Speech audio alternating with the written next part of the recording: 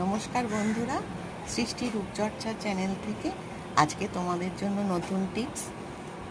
এই অসম্ভব গরমে সবার চোখ, মুখ, হাত প্রচণ্ড কালো হয়ে যাচ্ছে এবং এত ট্যান পড়ছে যে ফেসিয়াল নিয়েও তাদের স্কিনকে তারা ঠিকমতো মেনটেন করতে পারছে না।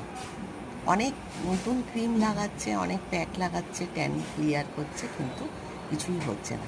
তার জন্যে তোমাদের একটা ঘরোয়া টোটকা দিই। এটা তোমরা অবশ্যই রোজ করতে পারবে এবং কিছুক্ষণের জন্য অন্তত এইটুকু সময় নিজের জন্য বার করে নিতে সবাই নিশ্চয়ই পারবে।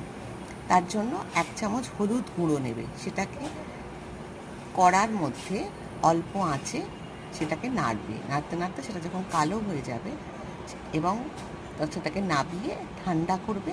তার মধ্যে 1 চামচ বেসন দেবে, 1 চামচ চালের গুঁড়ো দেবে, একটা ছোট্ট 1 চামচ কফির পাতা বা 5-10 টাকার যে ছোটো কফির পাতাগুলো হয় সেই কফিটা দেবে এবং আর টক দই দিয়ে সেটাকে তোমরা একটা লেই তৈরি করবে।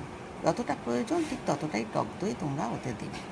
এবার সেই টক দইয়ের ওই মিশ্রণটা তোমরা ভালো করে ক্লিন করে নিয়ে যখন সময় পাবে, রাত্রিরে বা দিনে যখন খুশি, সেটাকে তোমরা লাগাবে। 15 মিনিট বাদে যদি শুকিয়ে যায়, প্রত্যেক দিন যদি লাগাও পুরোটা শুকোতে দেবে না, তাতে স্কিনে টান আসতে পারে।